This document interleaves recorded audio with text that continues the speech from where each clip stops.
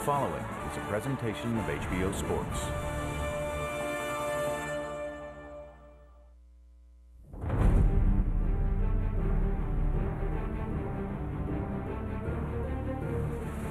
A fighter's legacy is anything but guaranteed. And each time the bell sounds, a whole new page of history is written. Wladimir Klitschko knows that lesson all too well. At times, he's appeared destined for greatness. Oh, the left hook is dynamite. Wladimir Klitschko seems so perfect, you wonder what's wrong with him.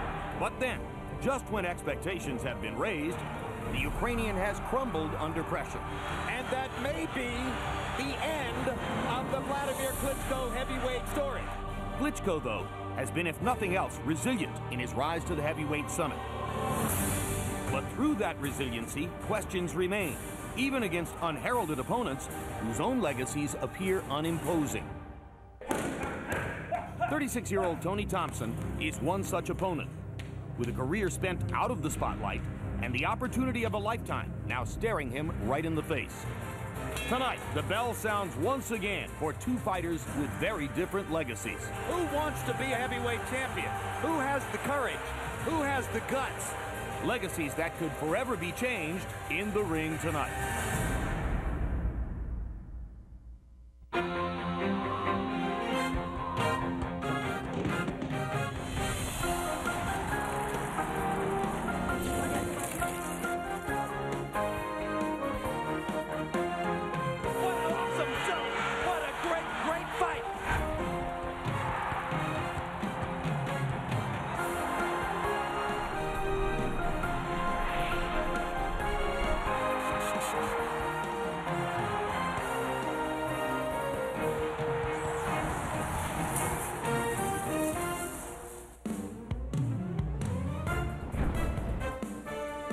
From Hamburg, Germany, it's HBO's World Championship Boxing. Tonight, heavyweight champion Wladimir Klitschko defends his crown against American Tony Thompson. Will Klitschko stay at the top of the heavyweight heap as he continues to work toward matchups with bigger-name challengers like Sam Peter, Ruslan Shagayev, and Nikolai Valuev? Or will Thompson suddenly emerge at the summit by doing what Corey Sanders and Layman Brewster both did before him, beating the best before the eyes of the world? Located at the point where the River Elbe meets two smaller rivers, Hamburg is Europe's second largest port. And with its 1.8 million inhabitants, it ranks behind only Berlin as Germany's second largest city. The city's history dates back 1,200 years and has seen its share of devastation through war, fires, and floods. But today, Hamburg is considered one of Europe's most beautiful cities, with parks distributed throughout, and its many canals crossed by over 2,300 bridges, more than Amsterdam and Venice combined. And the weather in Hamburg has been beautiful the last several days.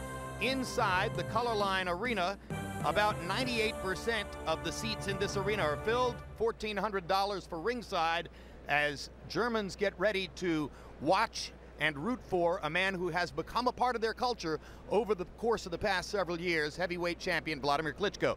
Hello again, I'm Jim Lampley. Welcome to this installment of World Championship Boxing, on which we continue to follow Klitschko's quest to become the kind of central, dominant, people's heavyweight champion whom history has worshipped in many identities, on up to and including the most recent Lennox Lewis, who joins us again tonight as our expert commentator. But in trying to get past unlikely American challenger Tony Thompson tonight, Klitschko is also trying to live down memories of his disappointing performance earlier this year in a unification bout against Sultan Ibragimov in New York's Madison Square Garden, a fight in which Klitschko plodded to a mechanical decision over an opponent whom most ringside experts thought he should have been able to score a knockout. So Klitschko battles both the memory of the Ibragimov fight and Thompson, a large southpaw counterpuncher, in tonight's championship defense. Working with us, as I mentioned, the last man to occupy the identity of people's heavyweight champion of the world, Lennox Lewis.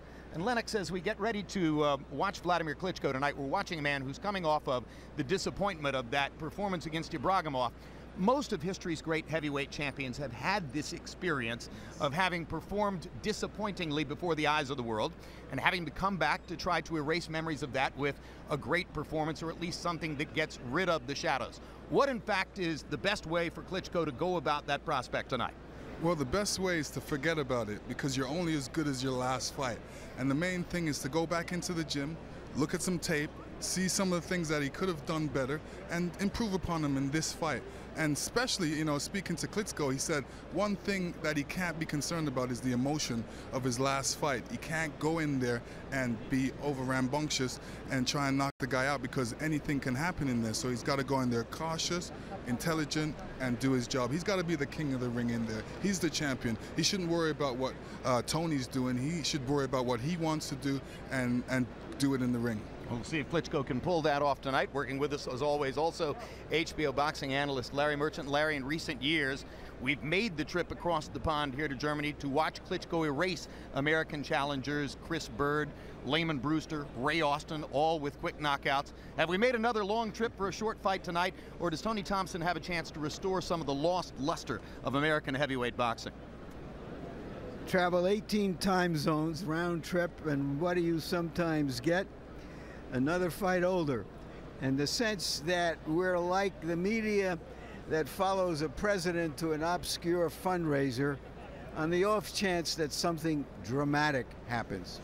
Can Tony the Tiger Thompson, who has 7 children, who first tried boxing at the age of 27, make something dramatic happen, compete or even beat the best heavyweight in the world?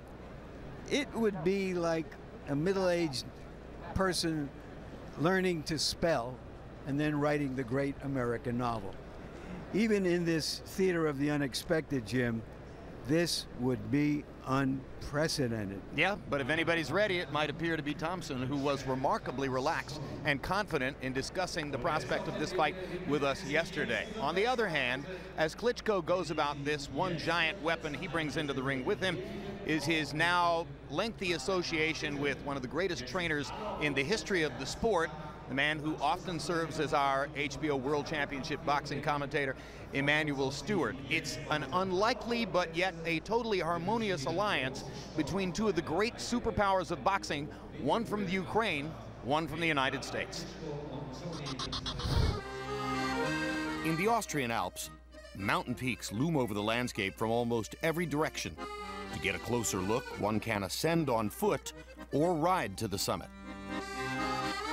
Welcome to Austria. Almost as incredible as the landscape is the partnership of the two men who stand before it. That's a long, long way from home.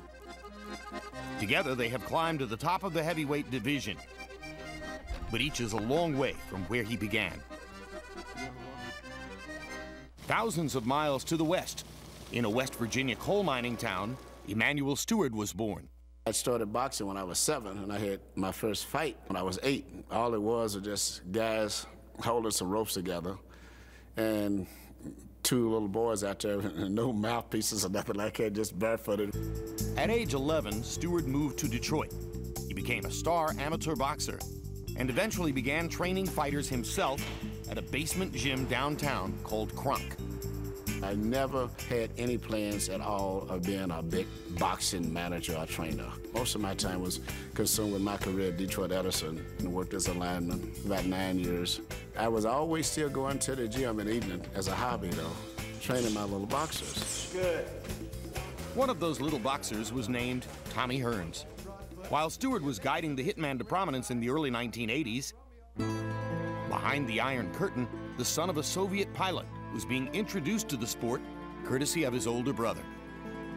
We had at home old pair of boxing gloves which we got from our uncle, and so Vitaly was practicing on me.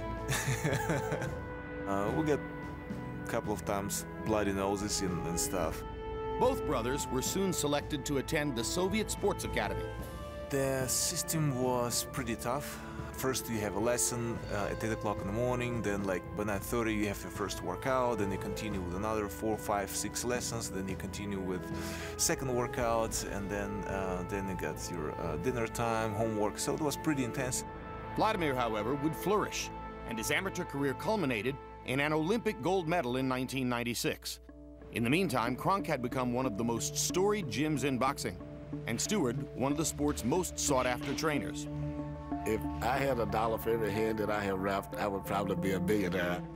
I was wrapping Lennox Lewis's hand one day, and Lennox says, "Emmanuel, who do you see coming up that you think is the best talent that's out there?"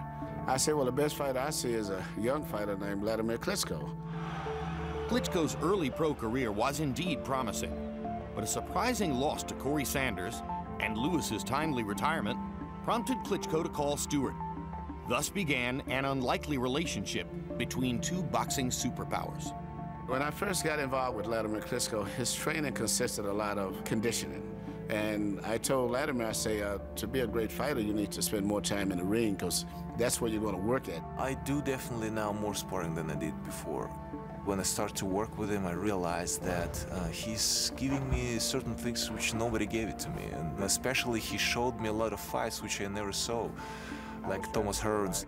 But you can see when it was jabbing.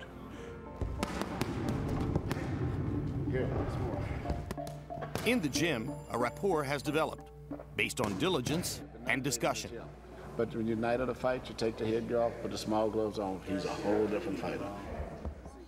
But on days off, the kid from Kiev can show the veteran trainer from Detroit some old world delights, like Kaiserschmarrn, an Austrian specialty with a name that translates to the Emperor's Mishmash. When I was little, I was dreaming about traveling around the world, and I want to see ocean, I want to see black people, I want to see palms, because in Soviet Union we didn't have all of this. And you know, I've been fortunate because my dream came true. I'm traveling a lot. I'm surrounded with the black people, and I'm very happy about that. To be in a situation where my top boxer is a baby that was born in Europe, a long, long way where I was born in the mountains of West Virginia. Probably I would say for just personal connections, it's probably the closest of any boxer I've ever worked with. It all comes down to the night of the big event, though. If we don't win the fight, nothing else has been important. We must win the fight. Back ringside at Hamburg, Lennox, you've been in this position. What does Emanuel Stewart do to get a proven champion to elevate the level of his game? Just by telling him he's the champion, to go out there and be the king of the ring and prove that he's the best, because you know, all he has to do is keep on reminding him of the things that he does great, and all he has to do in the ring is go out and do it. And all that sort of becomes a mnemonic for relaxation, and I think even Emanuel would confess it's not always easy to get Wladimir Klitschko to be relaxed. Larry, in the absence of superstar American heavyweights, what do you see as the significance of Emanuel Stewart's relationship with Ukrainian star Wladimir Klitschko? Well, one thing is that Emanuel goes with the talent and the money. So that's a reminder to us, once again, that America is no longer the master of the heavyweight universe. Somebody else is. It's also a reminder that right here in Hamburg, Max Schmeling, who was a mentor to Klitschko, lived to 99, and that Emanuel himself lives in Detroit, which was Joe Louis's hometown. And just 70 years ago, Joe Louis destroyed Max Schmeling in one round and destroyed the Nazi myth of Aryan, or Northern European supremacy, with that brutal beating. The beating came at the height of the Great Depression and before World War II, and it made Joe Louis the first American black hero. And now, 70 years later, the epicenter of heavyweight boxing is Hamburg, Germany, with Eastern Europeans ruling the division. Where have you gone, Joe? Lewis. Both Wladimir Klitschko and Vitaly Klitschko, his brother, have homes here in Hamburg. Wladimir Klitschko fought his first professional fight here, saw his first professional fight here, met Emanuel Stewart here, met Max Schmeling here, but maybe Tony Thompson becomes the American to pull the kind of shocker that Corey Sanders and Layman Brewster both did, and reverses the paradigm and becomes that heavyweight savior that Americans have been looking for. It would be an unlikely epiphany if it were to happen, Larry, but let's take a closer look at how Tony Thompson got to this point in his career.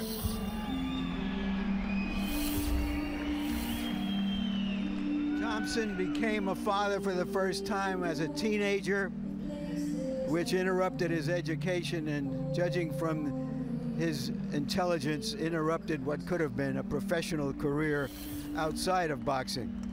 He says his amateur career must have been in the streets because he had very few official amateur fights. But he found in becoming a professional sparring partner for many of the top heavyweights that he could compete. In fact, he sparred with a virtual who's who of top heavyweights, including Layman Brewster, who's now his good friend, Nikolai Valuev, Riddick Bowe at one time, Jamil McCline, various others up to and including Wladimir Klitschko, whom he helped to prepare for Klitschko's fight against Corey Sanders, which became one of the giant disasters of Klitschko's career 5 years ago. Klitschko saying he must have not prepared him very well. To support a family, Thompson went into working for the city of Washington, D.C. as a safety and maintenance supervisor, walking the streets in a red uniform to remind everybody that it was a safe place to be. His children tabbed him Tony the Tiger. Because they eat cereal, as do children all around the world, and therefore insisted that he take the nickname. And oddly enough, he is better known here in Germany than he is in America, because in an elimination fight last year, he beat a local favorite. Luan Krasniqi, the same man whom Layman Brewster once beat to get a shot at the heavyweight crown. The money he will make tonight, after all of this effort, something in the neighborhood of $500,000, will exceed all the earnings he has made to date. He's a remarkably affable and relaxed guy, as eventually you'll see here. Thompson is so popular, in fact, here in the streets of Hamburg, off of his victory over Krasniqi last year, that at least a couple people in the last couple of days walked up to former heavyweight champion Lennox Lewis and said, "Good luck, Mr. Thompson. We wish you well in the fight Saturday night." Lennox, you had the kind of long amateur background culminating in an Olympic gold medal that Wladimir Klitschko has had. You also fought against the last generation of American heavyweight stars who were really bred from boyhood for the task, like Vander Holyfield and Mike Tyson. And then you fought against the first generation of guys who were brought out of other sports, like Michael Grant and Hasim Rahman, to try to become heavyweight boxers. What do you think of the task that faces Thompson trying to be comfortable in the ring in a heavyweight championship fight, never having put on boxing gloves before he was 27 years old? It's an uphill battle. I mean, he's got so much experience. I'm talking Wladimir Klitschko, that it's unbelievable. So, you know, for Tony Thompson, he can only go out and do what he does best for him. And what he does is got relaxed. He's throwing from a southpaw stance. He's got long, rangy arms. He's awkward. I think he needs to use those things for his advantage and try and, frustrate Wladimir Klitschko and make him a better fighter. And how's this for an astral convergence? England's Lennox Lewis doing commentary here at ringside. England's Leona Lewis singing behind us in the ring. Let's take a videotape look at some of Tony Thompson's ring accomplishments, which got him into the ring against Wladimir Klitschko tonight. And Lennox just described the style, Larry. What kind of fighter do you see Thompson to be? Well, he's an engaging guy, and he's outside the ring, and he engages you inside the ring. He's an intelligent guy outside the ring, and he fights with as much intelligence as he can muster within his capability. Has a kind of a peekaboo defense.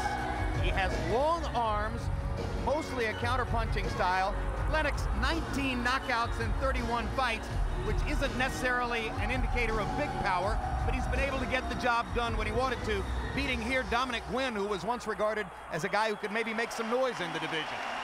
Well, you know, I think that southpaw stance has a lot to do with it, and the fact that he's long and rangy and difficult to really hit. You know, boxing against the guys like that is always hard work as well. But for Wladimir Klitschko, he needs to go in there and do what comes naturally, and he's got the talent, he's got the great jab, great right hand, and great ring generalship, which he needs to use. Now here's Thompson at the Playboy Mansion last summer, beating Timur Ibragimov, the cousin of Sultan Ibragimov, who had that fight against Wladimir Klitschko earlier this year in New York. What's noteworthy here is that somebody stole Thompson's boxing shoes just minutes before he left the dressing room for this fight. He wound up having to borrow a pair of sneakers to wear in the fight, and nevertheless was relaxed enough to come through it and win the fight. And now the 5-round knockout over Krasniqi, which took place here in Hamburg this past year, Larry, and set Thompson up for the opportunity that he got here tonight. Krasniqi was favored. Once upon a time, he was a pretty decent heavyweight, but he came with nothing. And when you come with nothing, you're going to go down almost from being hit with nothing. He had no conviction, and Thompson did a real good job on it. So despite starting boxing at age 27 and beginning his professional career at age 28, Thompson has come more or less out of nowhere, winning 31 of 32 fights. He lost in his 5th professional fight, has won 27 in a row since then. Overall 19 by knockout, and as we talked about, the engaging personality helps you to believe that he might have a chance to do the unexpected tonight. Earlier tonight, Larry Merchant spoke with Tony Thompson in his dressing room. Tony, who is Tony Thompson? Introduce yourself to the world. Well, hello world. My name is Anthony Tyrone Thompson, named after my father, one of 10 kids. Born and raised in D.C., and no matter what happens, I'm never leaving. Tony, has this been an unbelievable ride for you? Is this beyond where you could have imagined yourself just a few years ago? Well, maybe not beyond what I could imagine, because I got a pretty good imagination, but it's still pretty thrilling and pretty exciting. Has it unfolded so far the way you imagine it, the surroundings, the hoopla, and all of that? I could have never guessed it would have been this serious, and not even in my hometown. I'm more popular in Hamburg than I am in the DMV, so that's pretty, that's exciting. So, do you seem relaxed? Are relaxed? Are you boiling inside? Well, of course I'm boiling inside. It's the heavyweight championship of the world, but my game is to be relaxed. So I'm pretty used to calming my nerves and performing on a big stage. So, in your blog, you had a lot of self-deprecatory wit rather than the testosterone we expect from prize fighters. How is that? Is that because you're more mature than most prize fighters? I think it's just a case of me being me. You know, I don't have a lot of false bravado. You know, I know me. I'm confident in me, so I don't have to go out and you know, prove my machismo to anybody. But you did say you were going to give Klitschko an iniquitous ass whipping somewhere. How do you do that? Like I said, just be me. You know, show him things he's never seen before. You know, make him fight. That's all. Good luck. Thank you very much. That was about an hour ago. Now here's a look at what's happening in Tony Thompson's dressing room right now as he's minutes away from making his walkout to the ring. Will it be a celebratory dance of a giant opportunity or ultimately a dance of death? One thing we can see for sure, Lennox, he and his coterie of followers are going to break a sweat. You know, this is used as a warm-up device because I usually dance before I get in for a big fight, and it really helps warm me up, relax me. So, you know, in the changing room, this is what helps to relax him and gets him ready for a fight. And, you know, if it ain't broken, don't fix it. You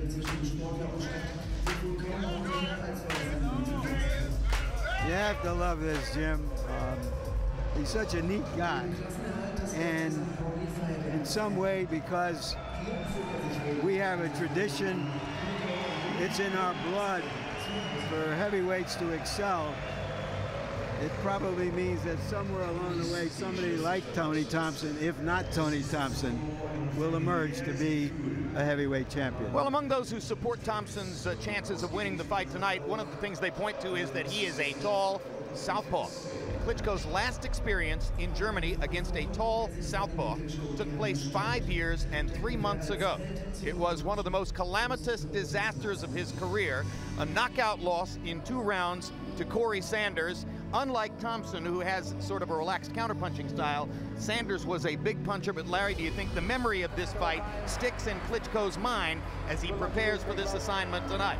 Well, in combination with the Brewster fight, he was willing to change his aggressive style for a giant man into a more appropriate stalking, methodical style that has brought him a lot of success. Should Thompson jump in aggressively in the first round and try to land a big shot, Lennox, to try to put this thought back into Klitschko's head? Well, you know what? Wladimir will be expecting that, and obviously Wladimir is going to be kind of cautious in the first couple of minutes, being that Thompson is a southpaw, and he's going to go in there and take him apart slowly. You know, he's got all the attributes. He's got the best jab out there and good movement, a good left hook. So he needs to work upon that and get in there and do it. Quite visible there, of course, the remaining Achilles heel in the Klitschko portfolio, his well-known brittle chin. And Emmanuel Stewart, something of a genius in teaching big fighters how to avoid the damage of that particular shortcoming, has worked very hard to adapt a style for Klitschko which limits the possibility that he gets hit with a big shot and taken out. Tail of the tape now for Wladimir Klitschko versus Tony Thompson. And you see the age advantage for the vastly more experienced Klitschko of 4 years. Height advantage of 1.5 inches. But interestingly, Thompson measures out 3 inches longer in the arms from the armpit to the end of the fist. Klitschko very fit at 241. Thompson also looking neatly fit at 247. Rules of the bout with our unofficial ringside scorer, Harold Lederman. The Wladimir Klitschko-Tony Thompson fight is scheduled for 12 rounds using the rules of the World Boxing Organization. There is no 3 knockdown rule. Only the referee can stop the fight. In case the cuts caused by accidental headbutt, we go to the scorecards. If the 4 rounds have been completed, and you cannot be saved by the bell at any round, including the 12th and final round. Jim! And now Tony Thompson, in any second, will be exiting his dressing room. And we mentioned his relaxation level. He himself said in the interview with Larry Merchant, no false bravado. And by way of expressing that, when we discussed with him his experience sparring with Klitschko prior to the Sanders fight 5 years ago, Thompson said, I learned from that sparring session that I needed a strength trainer. I simply couldn't believe that any man was that strong. He threw me around the ring like I was a rag doll. Jim Thompson says he went out and got the necessary fitness trainer and learned that muscle is a big part of heavyweight boxing.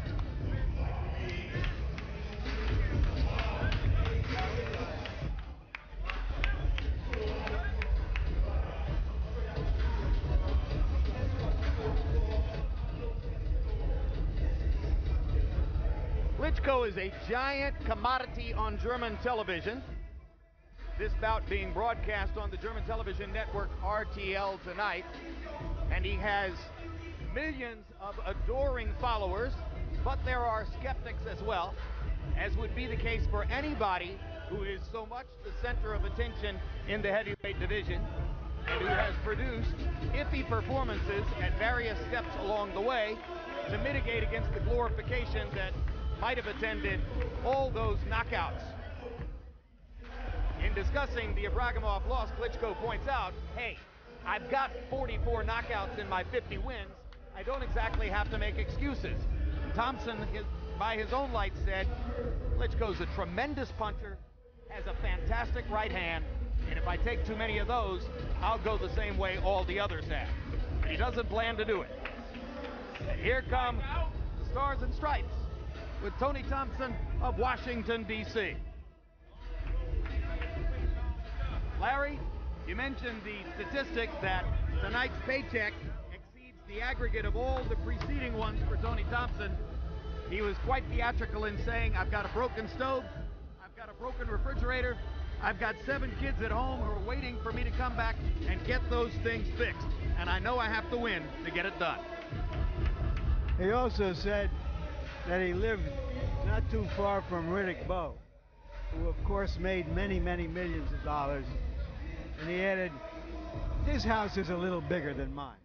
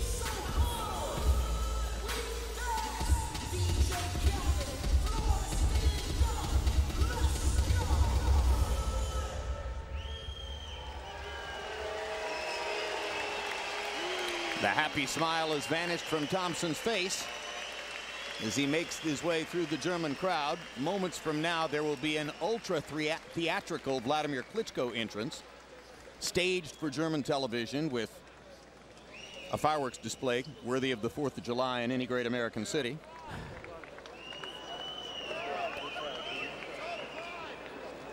Thompson moving at what might be called a measured pace, perhaps to make the Klitschko entrance wait just a few seconds longer.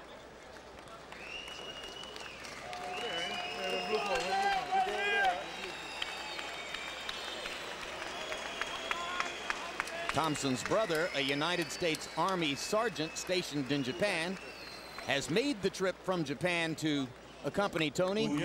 Says that he's been to 19 of his brother's fights.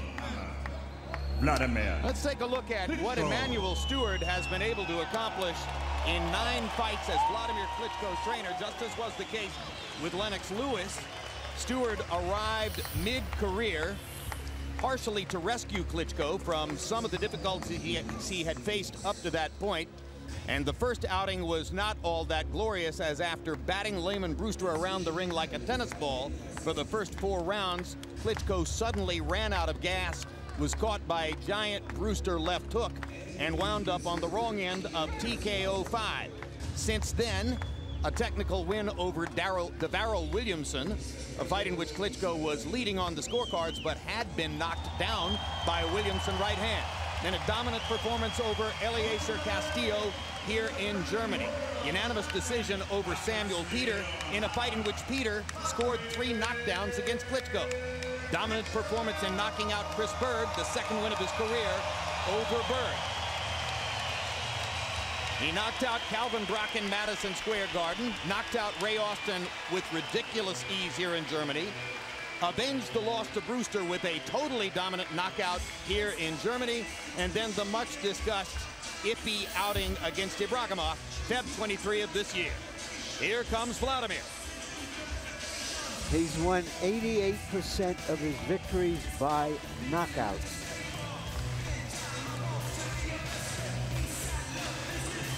And has, by acclamation, the best jab and the best right hand in the heavyweight division. In fact, if you're looking for a comparison, Lennox Lewis, most people see him as a somewhat more mechanical version of you. Well, I would have to say he's more mechanical because, you know, for me, I would say I'm more natural. And this is some of the things that I feel that Wladimir needs. He needs to relax a bit more and stop being mechanical. And, you know, you have to realize Wladimir is an extremely focused boxer. And as you can see in his eyes right now as he walked to the ring, he's so focused and so intense on each punch that he throws that he becomes mechanical. How do you get him to relax? I suggested to Manny, you know, you need to put on some R&B and make him dance in the ring a little bit to get him to relax and get that rhythm that he needs. But, you know, look at him, he looks in good shape, very strong. Tony Thompson said he was strong back then. Imagine him now. So there's definitely going to be a size difference and a strength difference in the ring. Thompson pokes fun at his own body and says that if he wins tonight, he'll be able to afford a real heavyweight body.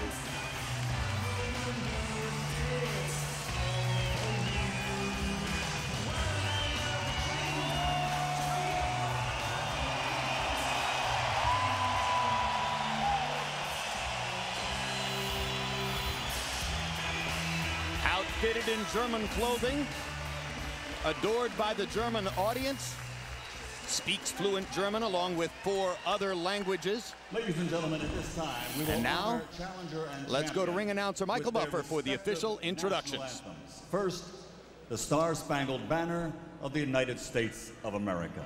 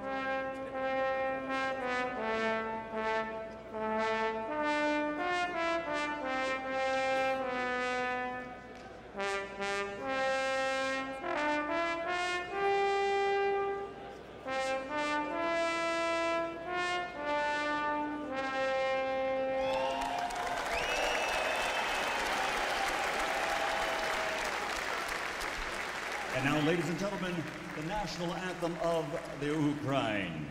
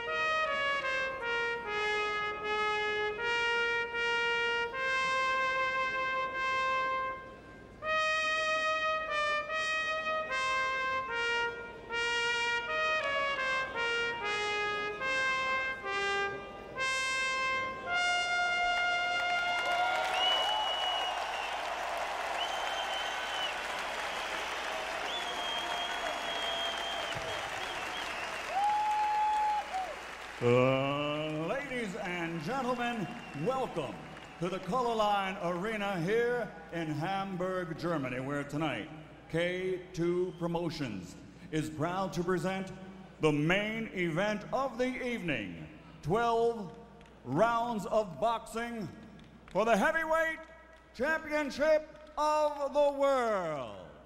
Sanctioned by the German Boxing Organization President Lothar Neumann, World Boxing Organization President Francisco Paco Barcarcel, the International Boxing Federation President Marian Mohammed, and the International Boxing Organization President Ed Levine.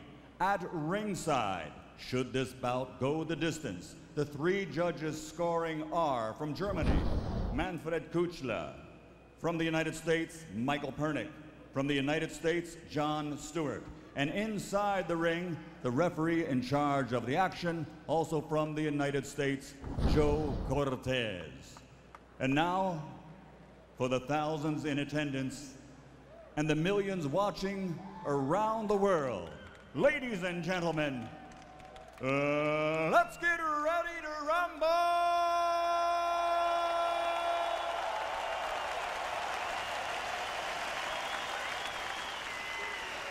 Fighting out of the blue corner, wearing red, white, and blue, official weight 112.3 kilograms or 247 pounds.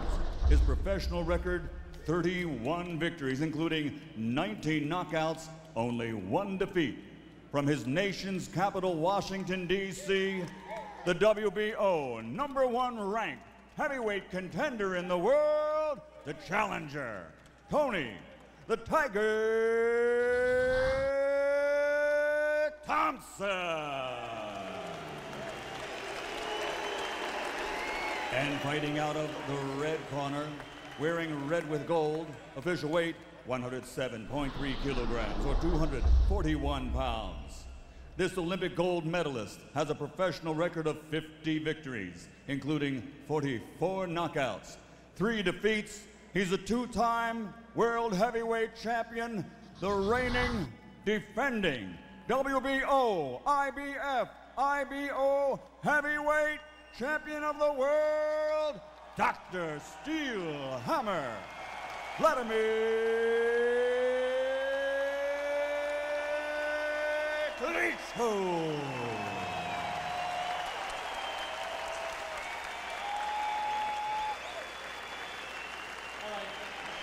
Only one chief second. Manny, chief second. Only one chief second in the corner. Everybody else out. Only one chief second. Everybody out. One chief second. Everybody out. All right, gentlemen. We went over the rules in the dressing room. This fight for WBO, IBF, IBO Championship of the World. We're working with the unified rules in agreement with the German Commission. ABC unified rules. With a good sportsmanlike conduct, I expect nothing less from both of you. Touch them up. Good luck. Klitschko, in his 12th year as a professional, says, I love, love, love what I do. Can he make everyone else love him for doing it?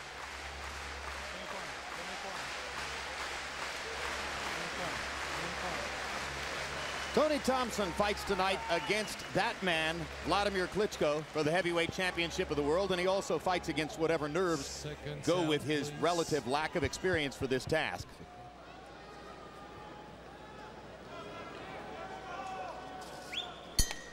Klitschko fights against Thompson, against the memory of his fight with Ibragimov, against the memory of his disasters against Brewster and Sanders, and against the memory of Lennox Lewis, Evander Holyfield, Mike Tyson, Larry Holmes, Muhammad Ali, and all the great heavyweight champions who preceded them. It's a lot for Wladimir to carry around.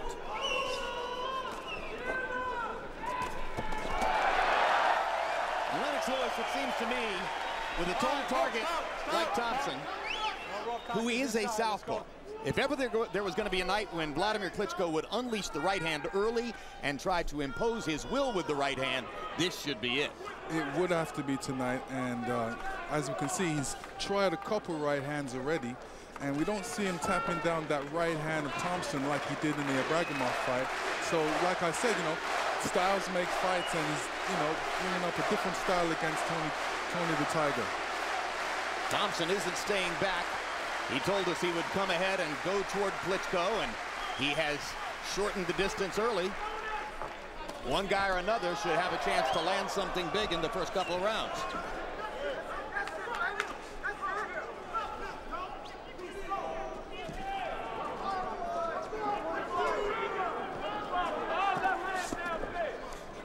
Klitschko lands a jab. Thompson lands a straight left hand down the pipe. All right, bring it up, bring it up, bring. It was the straight left hand of Corey Sanders that dumped Klitschko on the seat of his pants 5 years ago.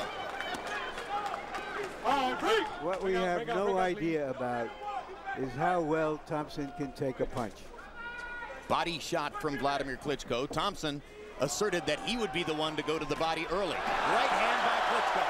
And the crowd comes alive for that. He took that one pretty well.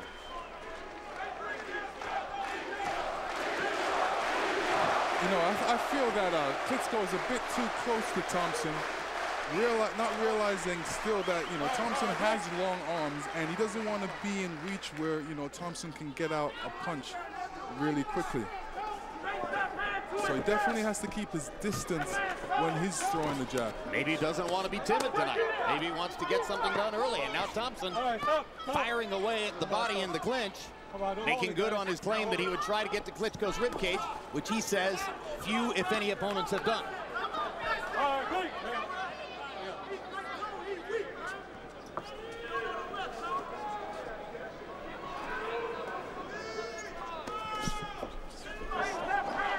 Yeah, you know, Klitschko's got good movement, and, you know, he should use his legs a little bit more. His detractors say he doesn't like to be pressured. Thompson is trying to pressure him in round one. But it's intelligent pressure. It's not reckless pressure.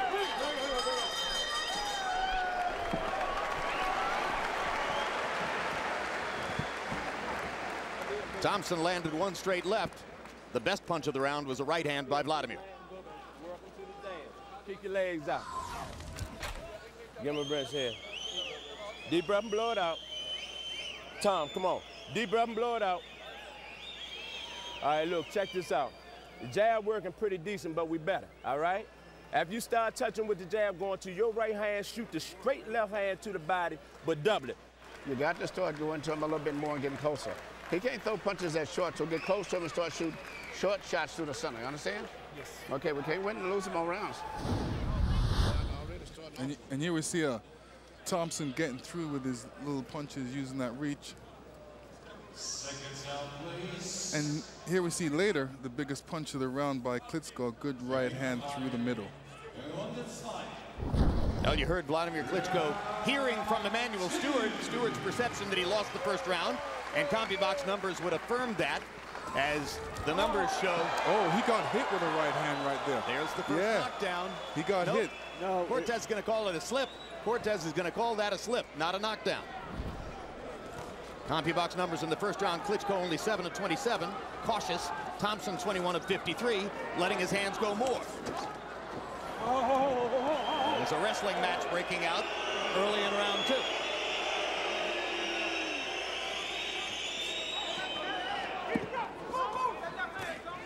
Right hand by Klitschko, right under Thompson's chin.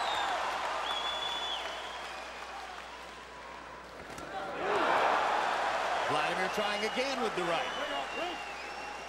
Interesting, Lennox, that you said you thought Klitschko was too close in round one. There's another right hand, and another, and another. He's got Thompson in trouble as he backs him into the corner. Emmanuel Stewart said get closer, because he doesn't think Klitschko can fire short punches with his long arms.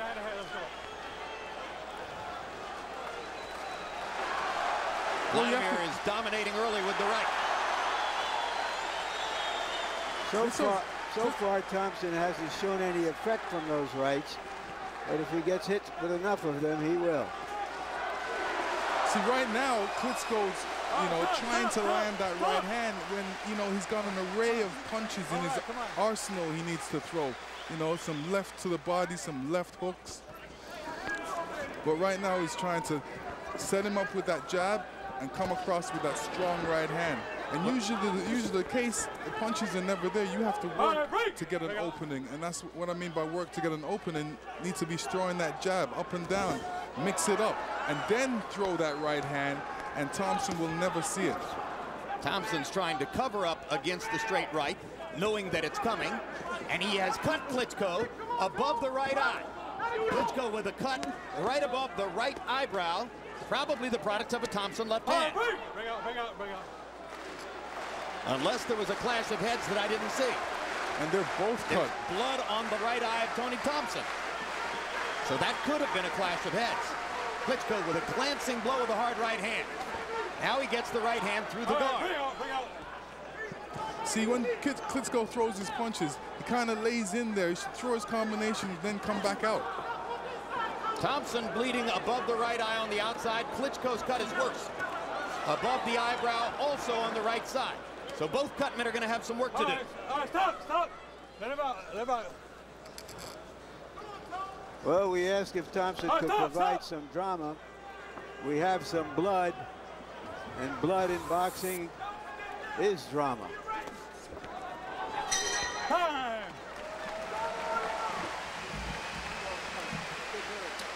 Jacob Stitch Duran goes to work in Wladimir Klitschko's corner. Okay.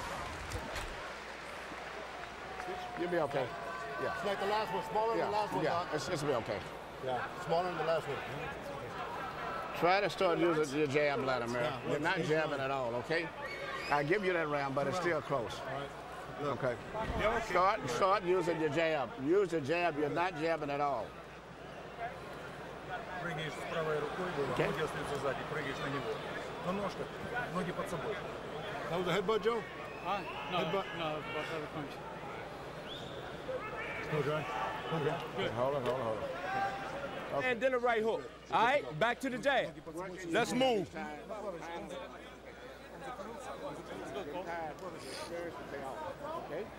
You hear me? Let your hands go short. When he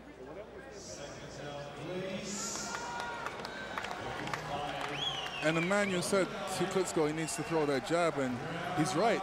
Mixing up the jab is very important. It's not dependent on that right hand. He's got a lot of power with the right hand, and it is a honey punch and a sweet punch for him, but he's got to set it up with other punches. He was much more active in the second round, landing 15 of 50 punches. We are looking on videotape to find the cause of the two cuts. There's been no indication from referee Joe Cortez or German ring authorities as to whether the cuts were the product of punches or perhaps a clash of heads. Given that both men were cut at about the same time, you certainly suspect the headbutt. And Wladimir Klitschko is suddenly backing up, perhaps bothered by the sight of his blood. Now comes forward with a jab and a right hand. Well, as you said earlier, Jim, Thompson calls his style effectively clumsy, and Wladimir is having a hard time measuring exactly what he's doing or where he's coming from. It's a fight with both men bleeding in round three. Klitschko landing straight right hands and struggling to try to make his left hand a factor. Thompson coming forward and firing relaxed punches, landing straight left hands. And incidentally, Klitschko's moving to his right. I don't know if that's the right move to his right. He should be moving to his left because he's a southpaw. And you want to always move away from a southpaw's strength.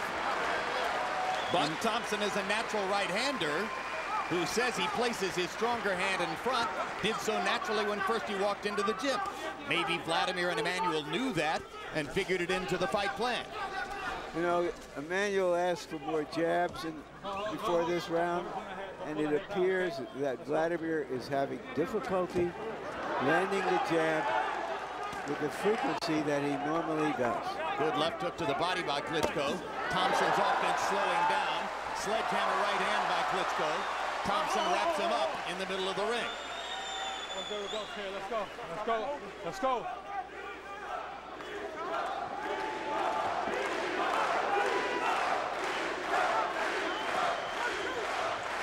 See, right now, Klitschko needs to be throwing different array of punches. You know, he's just looking to land that right hand. And when you look to land one punch, the man can see you doing that. Your opponent can see you doing that and fight against it. It's not going to be an easy chore. So he needs to throw other punches, even go to the body, even throw jabs to the body, just to mix it up before he can go throw his other punches. He did try a couple of hooks in there. And that was good. He needs to do more. You know, he wants to be a complete fighter. You can't be a complete fighter if you're throwing just two basic things. And that's what I'm talking about, the jab and the right hand. Now, at the sound of the bell, we're going to take you back to a videotape look at round 2 and show you the sequence which we believe produced the two fighters' cuts. Both fighters are cut over the right eye. You're going to see a landed punch by Thompson, followed by an apparent clash of heads. Whether the cut on Klitschko's eye was begun by the landed punch and then exacerbated, that could well have opened up a cut. But there's no blood that we see there yet so far, and then their heads touch there. Yes, that was it. Clash of heads. And the clash of heads took place in such a way that it cut both the right eye of Thompson and the right eye of Klitschko at the same time. Keep working the jab out there. Even if you can get one of them through, it's worth it. But keep working. Punch is short, Tony. Up the middle. You got to reach out the hole. Look at me. Let's go. I'm good, B. Come on, baby. I'm good. You can't take it to the Trust bottom. me. All right.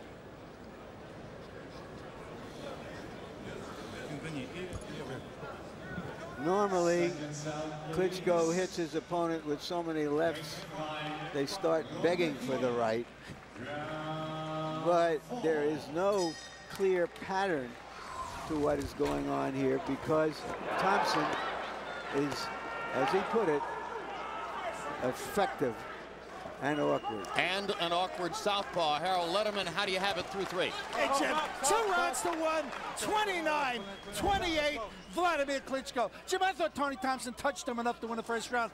Wladimir came back with that right hand, won the second and third. I talked to referee Joe Cortez. He says that he didn't see any headbutts, so both those cuts are officially caused by punches. Now, if anybody asks why the fight hasn't gone up on the ropes, this ring is huge. You can't go to the ropes. The ring is that big. 2-1, Klitschko. 6 meters on each side, 20 feet by 20 feet. Frankly, it feels larger than that, but that's the officially expressed measurement for the ring. And I agree with you, Harold. It looks like an ocean in there. Well, you have to remember, you got 2 big guys in there, 6'5" and 6'4". They need the room to move around. You know, I hate seeing big guys in small rings. You know, for the fight public, they love to see that because they want to see more action. But, you know, for boxers that move, they love a big ring. Well, for those of you who wanted to see Wladimir Klitschko in a fight rather than a boxing match, this is it.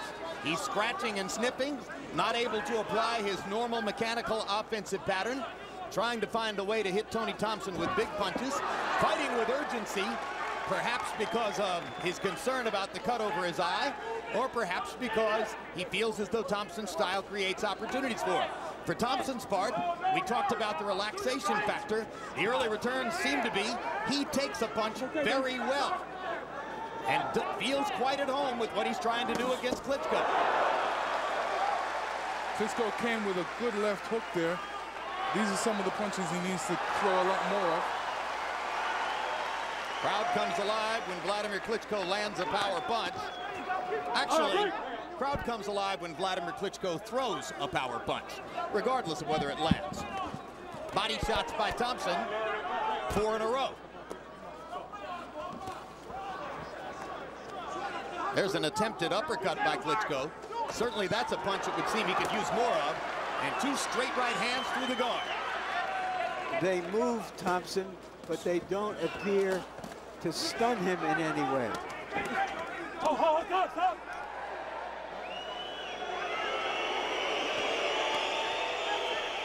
Thompson So far, doing a much better job of punching to the body than Wladimir, who is basically a headhunter.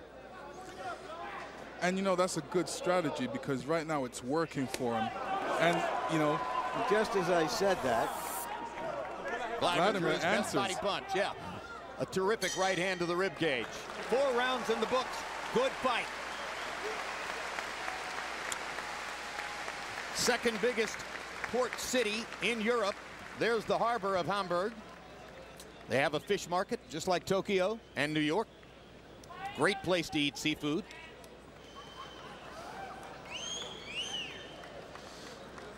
You feel me? I need your hands to move. He punching. Look, listen to me. Listen to me. Tony. Tony, listen, man. in the inside. While he's standing straight up like that, don't let this man measure you. We're not waiting on the ref to call it, all right? If he measures, sink something down low, straight left hand, then pull a hook behind it. You got me? He don't like it inside.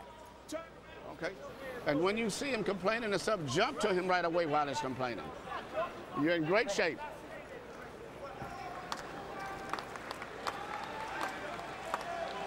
Both cut men appear to have done their jobs pretty well, Lennox. Yeah, there's less blood. You know, Klitschko's now been used to fighting in a measured, stalking style, but in this fight, Thompson has upset his rhythm and may indeed make stamina a problem again for Klitschko later in the fight. He's already fighting with his mouth open.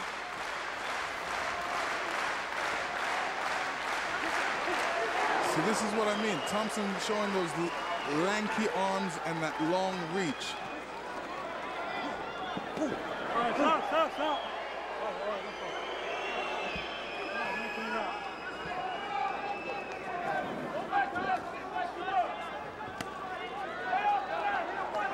Klitschko seems intent on trying to bang Thompson's guard down with his hard right hand. Klitschko's got to get that double jab working. No, but when Thompson holds his hand that way, how hard is it to get the jab off? Well, you know, for guys like that, what you do, you tap them. You don't tap them hard, you just tap them because it still gives them something to be concerned about. And then while they're being concerned about those punches that you're tapping them with, then you come across with a hard uppercut or a hard right hand. But, you know, don't throw the same punches all the time. You got to try different punches. Two good right hands by Klitschko to the chin of Thompson.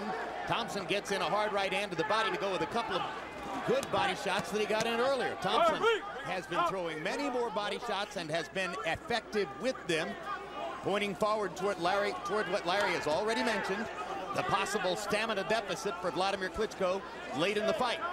He managed to win the 12-round decision against Samuel Peter. This looks as though it might be the same kind of tough sledding tonight.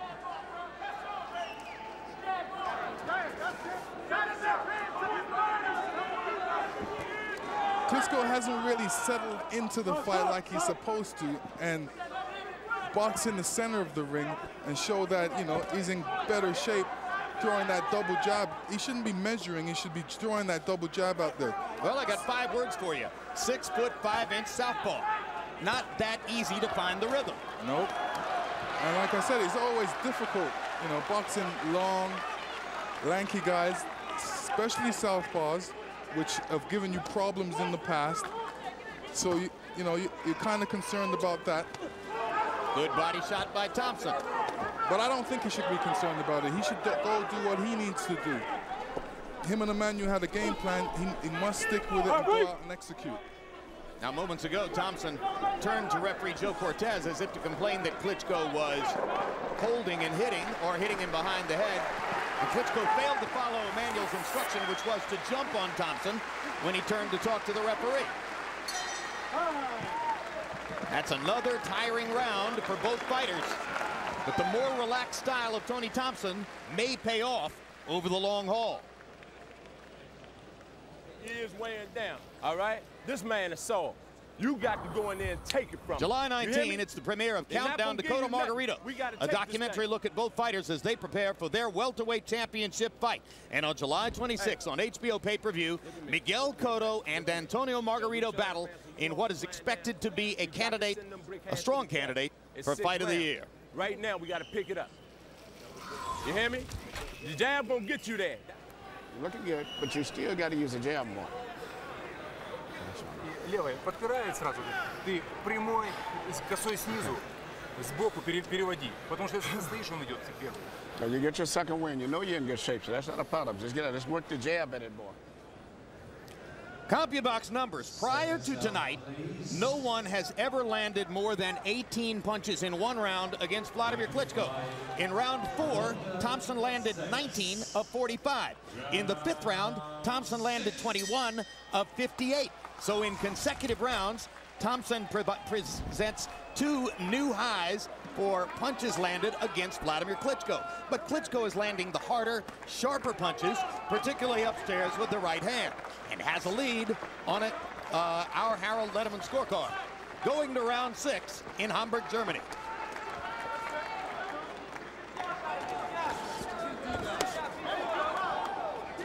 Good left hand to the belly by Thompson there.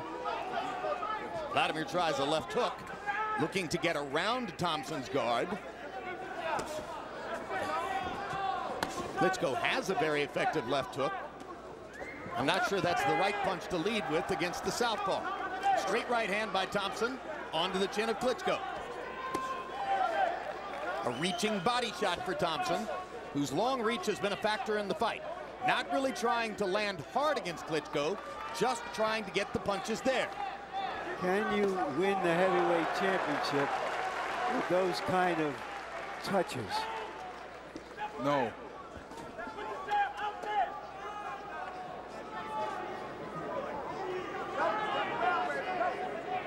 Looks like Thompson really wants Klitschko to throw that right hand. He's put his hands up in that peekaboo style, and he's almost daring Klitschko to throw a punch.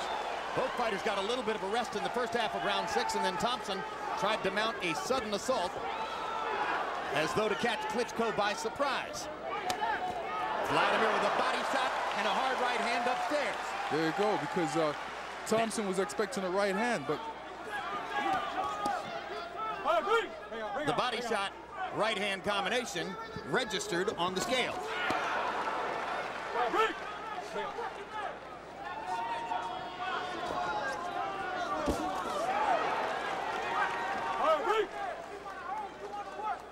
Thompson seems to want to be more offensive now, but he's having difficulty putting anything together.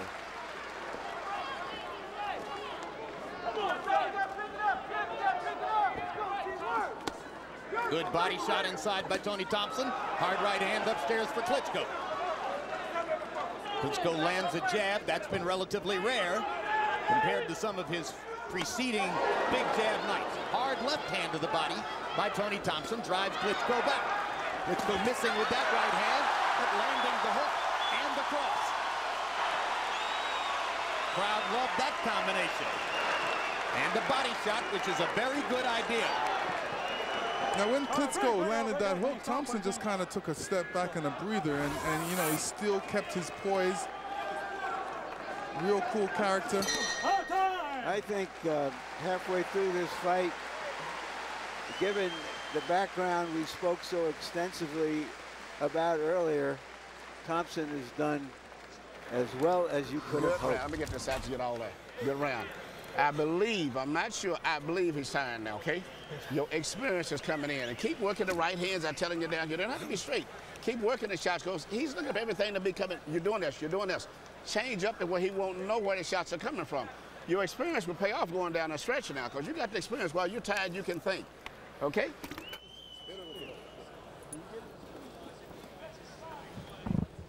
Come on. Once you get to him behind the jab, son, you can work. You cannot stay down. I told you this man wasn't going to just get them titles up. You got to take it. You understand? And here we see an attack to the body by Klitschko. I call that a Tyson punch, where you hit the body and then come up to the head. Second round, please. CompuBox numbers on the jab through round 6. Thompson winning the jabbing contest, 39 of 134 to 17 of 83 for Klitschko. Harold, how do you have it through 6? 5 rounds to 1, 59-55, Wladimir Klitschko. Jim, I thought Larry Merchant hit the nail on the head. Tony Thompson is touching him, but Wladimir Klitschko is landing the meaningful shots. And you can't win the heavyweight title just touching the guy. Tony Thompson's going to have to put some meaningful shots in there. He's going to have to hurt him. He's going to have to land a really strong left hand because he's a southpaw. Wladimir doing the clean, effective punching, 5-1.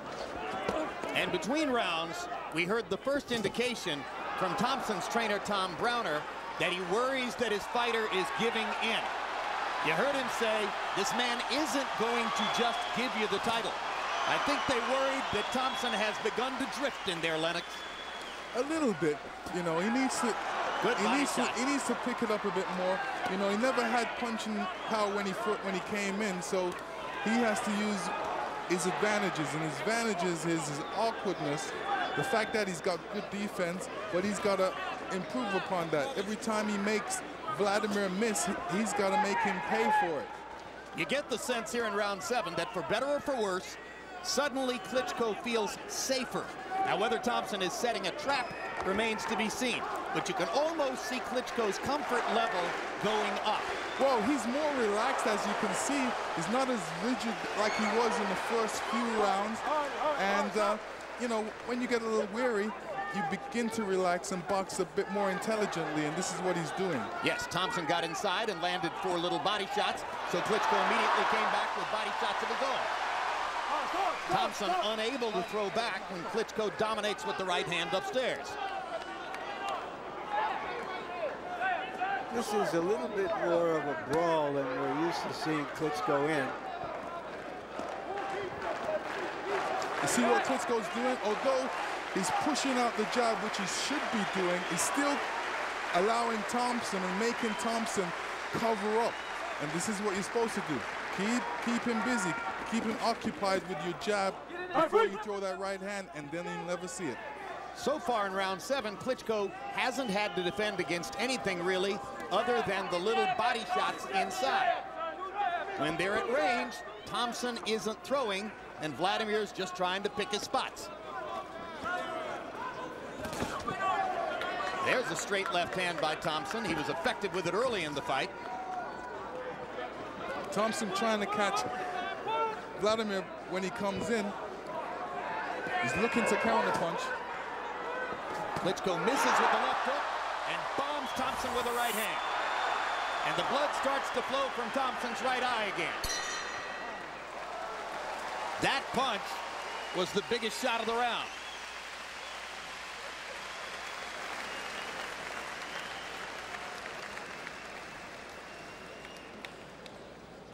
Listen to me. I know goodness well you ain't come all this way to let this man. Listen, you got to go in. I got you, Tony, and I believe in you, but you got to give me something. You understand me? Baby, if you turn around, just jab. I trust you. You know what I mean? I trust you. I got something. Give me a second. The way he's pushing the fight, you're making him back up. That's something he's not used to doing. But keep him backing up all the way. Если поджал, ты его раскрутил, сам атакуешь. Потому что ты поджал, ждешь, и он начинает атаку. Okay. Just swallow that one. You're looking good. Coming on back. Your experience is showing now. You got a towel? That's a. This is good. This is going back with that 8th round coming up. Yeah, your experience is showing. He'll start off good the first half. The last half, he falls apart. To hit the jackpot, Thompson has to start putting dollars into the machine, not nickels. Round 7, Tony Thompson's lowest punch output of the fight. He only threw 27, landed 12. Klitschko, 12 of 41. Jacob Stitch Duran has done a remarkable job on that big cut over the right eye of Wladimir Klitschko, and Thompson hasn't attacked it enough. I believe Thompson took that last round off. I'm sure this round's going to be a much improved round by Thompson because he got heck in the corner by his trainer, so and his trainer's right. He didn't come all this way to not give a good fight, so this is what he's doing. Yes, and you heard him responding to Browner as if to say, wait a minute, trust me, I'm setting a trap. I've got something in mind. Good body shot by Klitschko, and another one, returning some of the medicine Thompson has given him.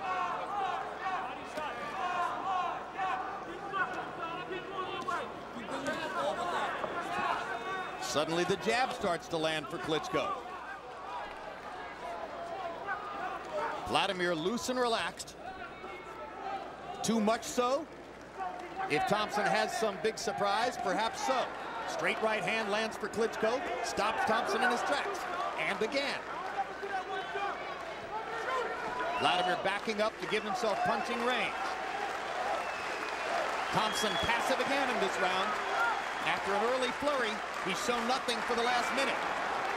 Yeah, it looks like Thompson wants to get in close. He's waiting for that opportunity to get in close, but, you know, time's ticking away on him and needs to do something drastically at this point. You know, that cut still dripping from his eye, blood still dripping from his eye, and, you know, it's getting later in the fight. He needs to mount an attack of some sort. Thompson chasing, Klitschko doing an effective job of ducking and slipping.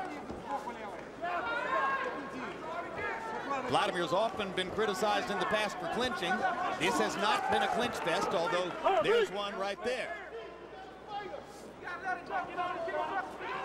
Wladimir does something well, and that's throw a right hand when he's against the ropes, and he comes in to Thompson to smother anything Thompson tries to give back. Left hand lands for Thompson, but Klitschko's right hand backed Thompson up. More and more, Vladimir's right hand bombs seem to be affecting Tony Thompson, like that one, which snapped Thompson's head back. Well, that was a a right-left combination. He came back and ended his accent punch on the left hand. Well, Thompson tried to mount an attack and walked into some big punches. Will he be able to continue trying to find something, or is he going to say, okay, I can't make it? Is he going to surrender?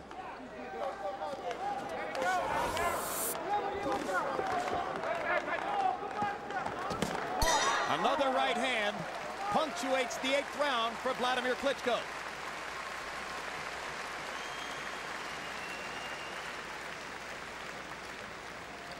You're winning the fight. Wednesday at 9 p.m., the night after the All-Star game. Tune in to Costas Now, live from New York, with a town hall discussion on the state of baseball. And Bill Parcells, the Miami Dolphins' new executive vice president of football operations, hopes to turn around his 5th franchise and resurrect last year's 1-win, 15-loss team. Hear him talk about why he left coaching and whether he'll ever go back on the next Real Sports, Tuesday, July 22. All right. All right. Trust me now. Do what you did in training camp. Okay, baby? Trust me now. Do what you did in training camp. All right. One real brave. You cannot always. Seconds out, please. Ready, flight, London round 9.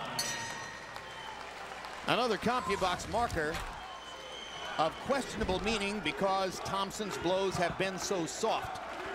But he's now landed more punches than Ray Mercer landed against Klitschko, meaning more punches than anyone has ever landed against Wladimir, 124 of them.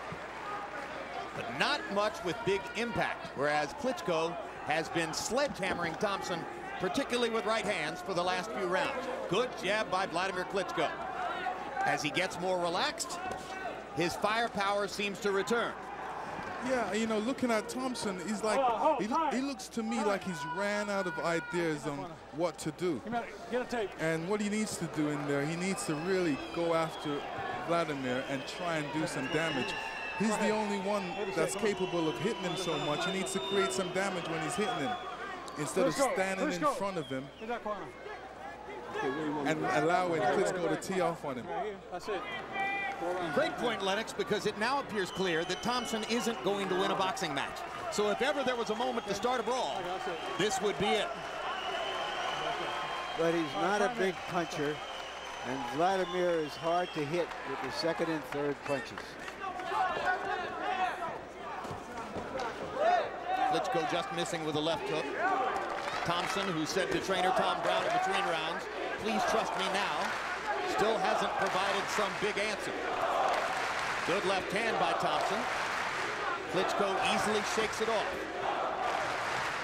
If Thompson were a bigger puncher, this might have been a very different fight. But so far, he has thrown no real thunder.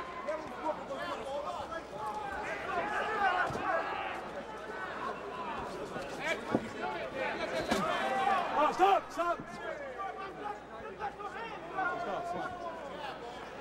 Thompson was utterly respectful before the fight.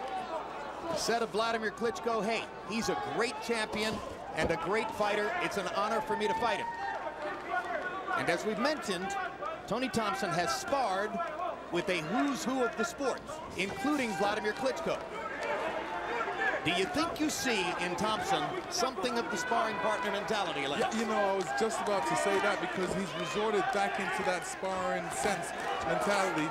And, you know, And what I mean by that, he's not trying to win the fight. He's just really surviving and throwing what he needs to do to stay in the fight. But I don't see him doing anything like to try and hurt Wladimir. He's surviving. He's trying to get him with some shots. He doesn't have the power to knock him out. So, you know, like I said at the beginning of the show, he's boxing an uphill battle.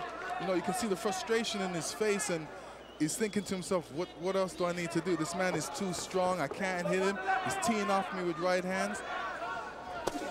For the last 3 rounds, Thompson has performed like a very good sparring partner, giving Wladimir hard work, but not challenging him. But he's, at the same time, he's done better against Wladimir than a lot of better-known fighters. Absolutely. The style has played in his favor, as has his relaxed mentality.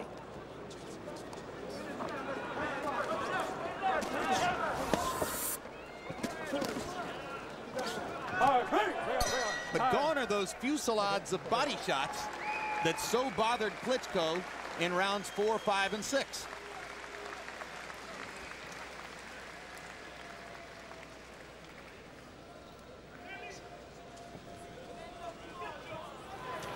You're winning the fight, okay? You're winning the fight, but I still would like you to let him miss. Every time you notice he misses a punch, you let him miss. You never punch back. And he's got bad balance. That's the best time, because when you shoot the right hand at him, he's looking for it. It's hard to hit him, but when you let him punch sometime, you step back, you let him miss, he's right there off balance all the time. That's when you should punch. After he gets out of position. Because when he's sitting there with his hands up, he's watching you right all night. After he gets out of position, that's when you should shoot the right hand. Off the line.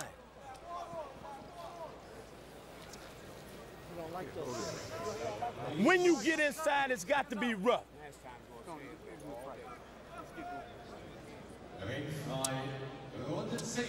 9 rounds in the books. We go to the 10th. Power punches in the 9th. Klitschko 8 of 15 by CompuBox count. Tony Thompson 4 of 12. Harold Lederman, how do you have it coming to this Jim, point? 8 rounds to 1, 89-82, Wladimir Klitschko. Jim, note to Wladimir Klitschko, don't ever knock down another jab, because he stopped doing that in the first round, and he's become a much more exciting fighter. Anyway, Wladimir Klitschko winning each and every round with that solid right hand, and he really landed the solid punches. Tony Thompson just refuses to let a hard one go. I wish he would. Might be an interesting fight. 8-1, Klitschko.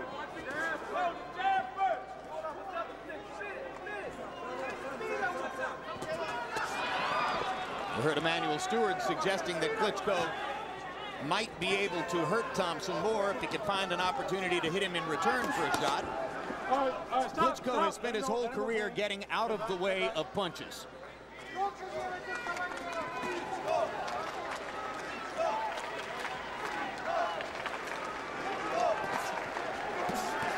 Thompson with a moment of aggression lands 2 good body shots as he drives Wladimir into the corner. Klitschko hasn't found the target really in round 10. Now he lands some straight right hands, which are really right jabs in these cases. Looking perhaps to set up a left hook. Just keeping Thompson occupied, and even throwing soft punches like that, he makes Thompson cover up and not punch. All right, break! Bring up, bring up, come on.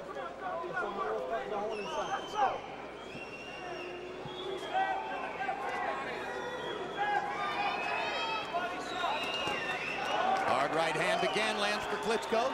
That's been the decisive factor in the fight.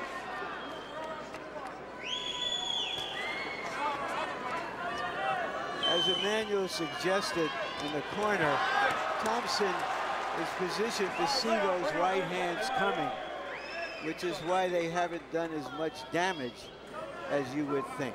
He sees them coming and he braces for them. Thompson's gone back to the body attack in this round and is landing body punches again. But Wladimir seems to have held up very well under the body attack. No sign of the sudden stamina drain which dogged him through certain portions of his career. No sign of ring discomfort. Well, in part because Thompson... Ibragimov tackled Klitschko like that in New York And Klitschko scores a good tackle of Thompson here. And Tony looks hurt. I failed to see the punch that hurt him. I don't know that there was a punch. He might have hurt a leg going down. Okay. Walk around a little bit. Seems to feel as though his right leg is hurt. I think it was just a good tackle. Crowd seems to think that Thompson is acting to get a rest. But I think it was a pretty hard fall on the canvas, Okay. Lennox. I think he's better now.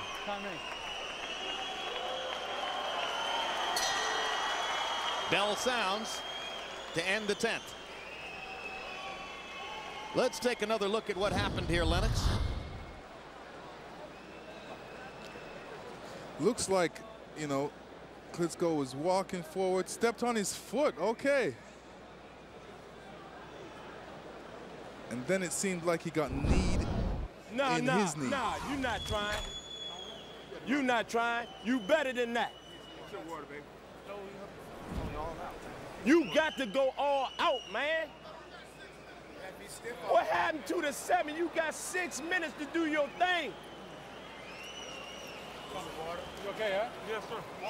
Tony. When he's fighting, the one you're hitting, when you bang it underneath, right it up on the heel, hang it up on the heel on him. Начинаешь винтить, проходит нормально.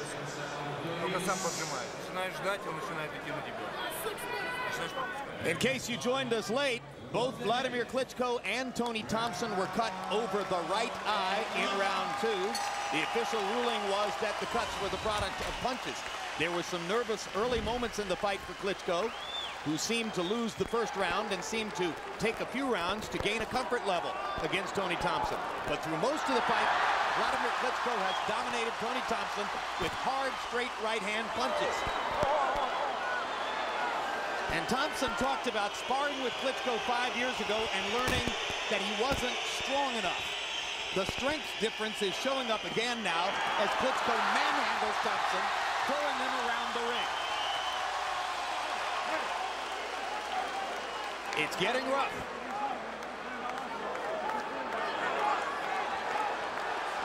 Klitschko seems to say, if you're going to wrap your arms around me, I'll throw you all the way back into, and if necessary, over the ropes.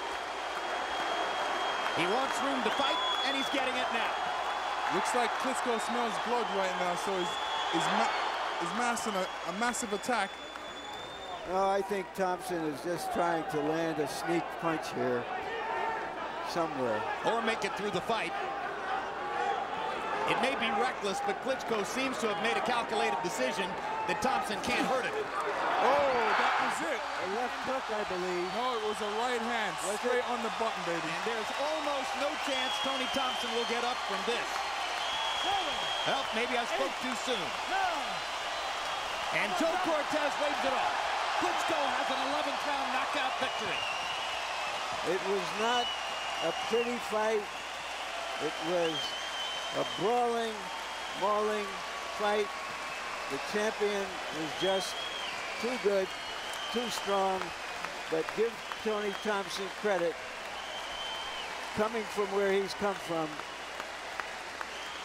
a good effort. And it was an uphill battle for him.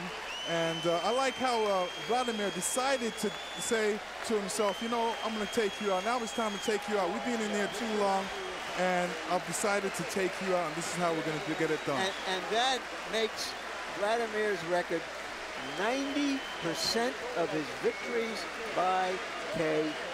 45 out of 51 victories now by knockout for Wladimir Klitschko. It was almost as though he suddenly remembered the bad taste that was left in the mouth of the public by the Ibragimov fight and said to himself, let's eliminate that once and for all. And, you know, I felt the same way. He said, let's finish strong. You know, it's getting close to the end of the fight. I'm in great shape. Let me turn it on. Let me turn it up. So he did. Well, Lennox, you know, when you've had this experience, when you start to bull a man around the ring and you're throwing him and muscling him and leaning against the ropes, you can feel when his legs are gone. And it seemed as though Klitschko thought to himself, hey, this guy's ready to go. I may as well unload the kitchen sink. And you know what? He was ready a few rounds ago, but, you know, Wladimir felt that he wanted to soften him up a bit more and then take him out. All right, let's take a look at how Wladimir Klitschko finished all the damage that had been collected against Tony Thompson. A perfect right hand on the chin, and Thompson fell into a heap on the canvas. Not unlike the way Klitschko finished Calvin Brock in the 7th round in Madison Square Garden 2 years ago. That had been coming all night. I tell you what, it looks like pretty well like the same right hand that did that. And not many people can stand up to Vladimir's right hand. He's got a terrific right hand, and it comes like a piston, comes right across and in a straight line. And that's a sweet punch for him. Well, let's take a look at what may lie ahead now, given that Klitschko has gotten past this mandatory challenger, Tony Thompson. Larry Merchant, give us a look at some potential future opponents for Klitschko.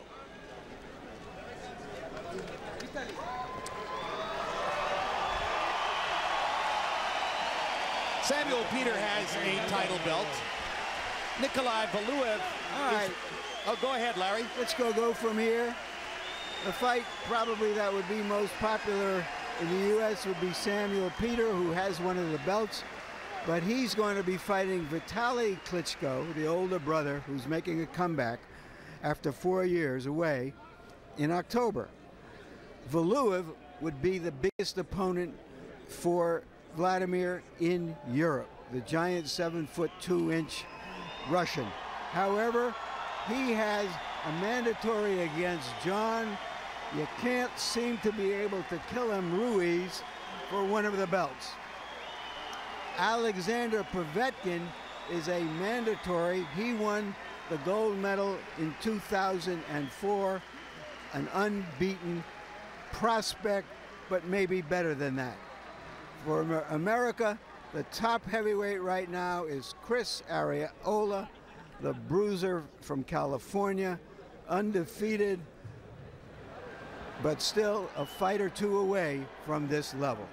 Jim?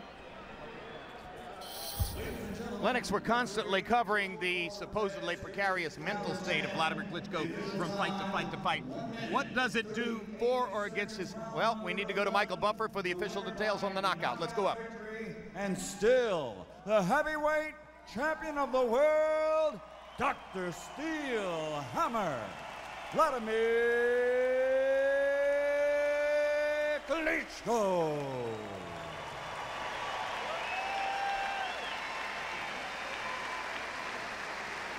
All right, so that detail out of the way, let's come back to the question. What does it do for or against Vladimir's sometimes fragile confidence to have done what he did, as difficult as it was, against Tony Thompson tonight? I felt that this was a great fight for him because it helped him to, you know, go through all these rounds, and it really took away a lot of people's thoughts about him not being a finisher. There you've seen a good finish by him. He stuck to the plan.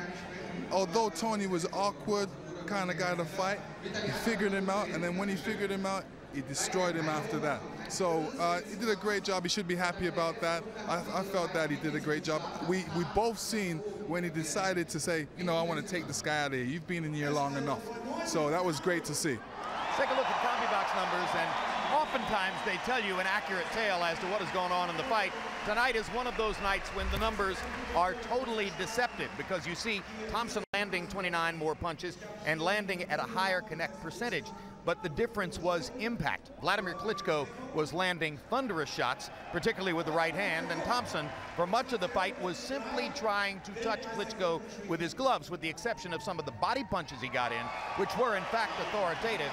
But the bottom line was nothing that Thompson landed upstairs from about the 2nd or 3rd round on was in any way meaningful compared to the kind of right hands that Wladimir Klitschko was throwing. There's the jab category, and you see that Thompson landed more jabs. He had an arm length advantage, which is so rare. Probably the only other fighter in the heavyweight division who might have an arm length advantage against Wladimir Klitschko would be Nikolai Valuev, if that fight ever took place. And of course, Lennox, what a style fight that might be, with Valuev being 7 feet and 323 pounds. And we'll look at the power punch category, but again, it's meaningless because of the difference in impact. Wladimir simply landed so much bigger than did Thompson. What about a potential Valuev fight? Well, let Let me find out. Are we ready to go to Larry Merchant now for an interview? No. Okay. What about a particular a fight with Nikolai Valuev that a lot of people want to see because of Valuev's long arms and the style difficulty he might pose for Klitschko? You know, I don't think it'll be difficult for Klitschko because Klitschko's, you know, almost a complete fighter. He can throw a lot more punches than Valuev, and he can do a lot more things than Valuev. And, you know, Valuev is going to show some difficulty because of his size and the long arms that he has, but you know, eventually Wladimir is going to break him down, whether it's going to hit him to the body first and then come with some left hooks, but he will break him down. And he has the master trainer in his corner, Emmanuel Stewart, and Emmanuel Stewart will show him how to break him down anyway and tell him the things to do. Sam Peter's another opponent that a lot of people want to see, but Peter may have to get past Klitschko's brother Vitaly later this fall, if in fact Vitaly can make it through a training camp. Right now, let's go into the ring where Larry Merchant stands by with the winner, Wladimir Klitschko. Thank you, Jim. Congratulations, Wladimir. Was this a little bit more difficult than you anticipated? First of all, I would love to say hello to Tony Thompson's fans. This man was unbelievably determined. He fought perfectly. It was very difficult. I was a little bit upset with my performance in the middle of the fight. So later on, I got the feeling and the speed of Tony and his rhythm for all. Of course, it was not an easy fight, but as you're probably gonna say, that's the heavyweight championship of the world has to end like that. So in a way, even though you were saying you don't want to get emotional after the Ibragimov fight, you felt it inside that you needed to close this show dramatically. First of all, I need to work with Tony Thompson. That's first of all. Second, of course, I don't want to disappoint my fans because I've been fighting so long. And usually in boxing and in sport in generally, you are judged on your last performance. So my last performance was good for me. I worked out the technique and strategy, but it wasn't good with the KO. So the KO end, I just missed that in that fight. But I think I missed also the offensive work of my opponent. So anyway, I'm very happy with this fight, with the end of this fight. Did he ever hurt you at all? No. He cut me, yes, but he didn't hurt me, no. Were you surprised how well he seemed to be taking your punches through the early rounds? I couldn't land my left jab in the beginning of the fight. Later on, it worked better, so he was alert of it. But did you feel that you were just really stronger than him? Because when you fell on him, it looked like, even though it was accidental, you stepped on his toe, that you were just stronger and even fresher at that moment. I'll tell you the funny thing, at the way in, he was shorter, but he was heavier. I looked at him, okay, where is his weight? It's not on the top. So my weight is on the top. So to push from the top down is easier probably than from down to the top. Thank you very much, Wladimir. Congratulations again. Jim? All right, thanks very much, Larry Merchant. Well, Lennox, one last question. You fought a long battle for public acceptance as Jack Dempsey, Joe Louis, Muhammad Ali, the recognized championship of the heavyweight division. You know more than anybody what Wladimir is going through in his life. Does this get him closer to where he wants to be? It does get him a lot closer. You know, all he has to do is beat one guy after another until there's no more guys left.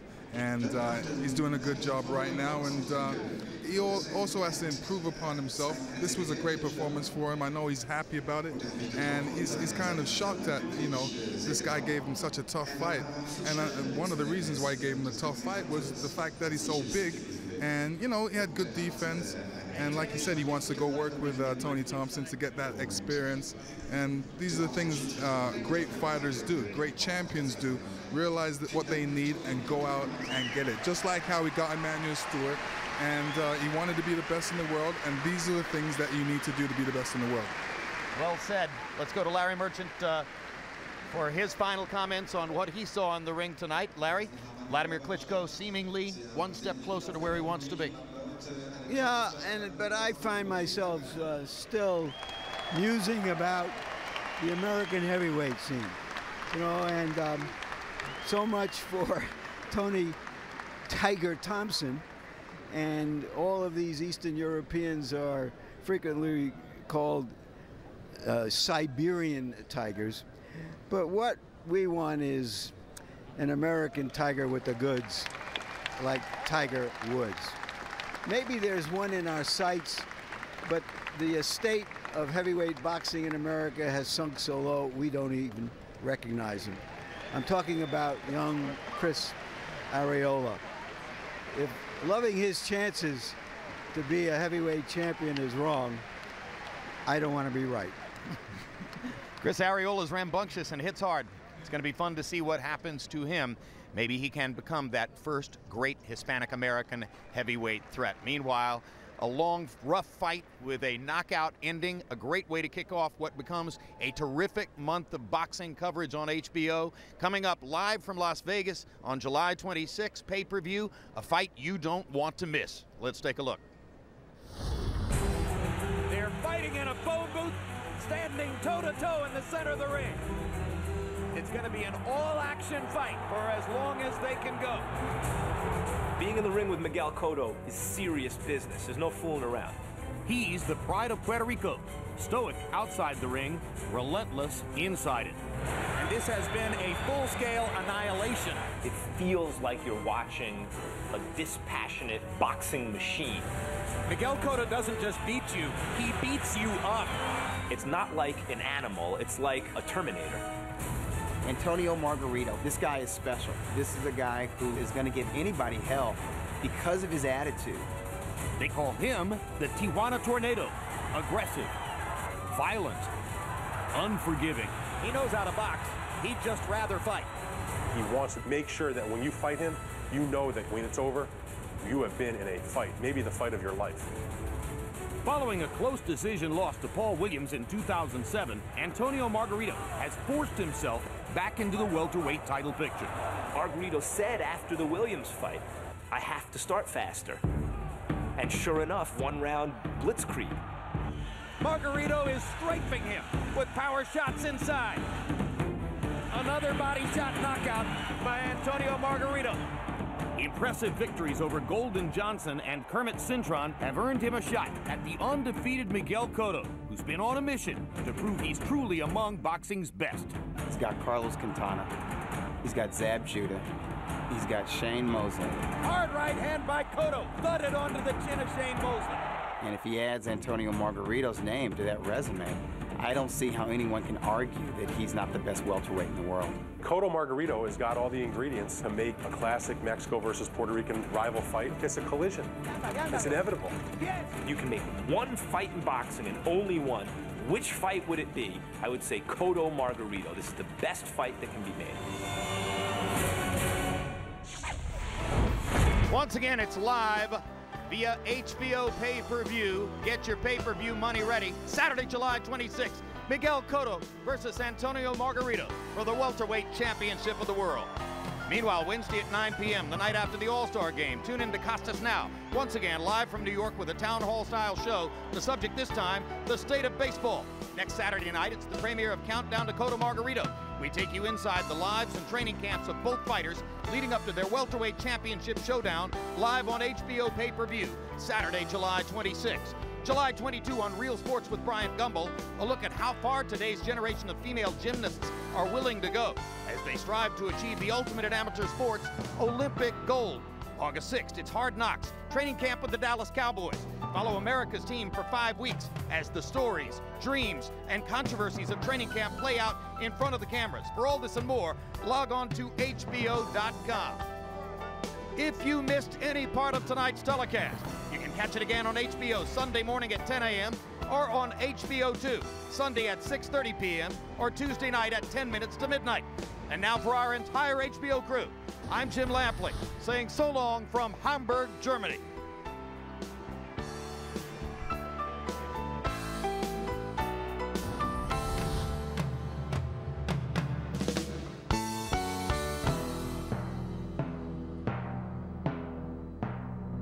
This has been a presentation of HBO Sports.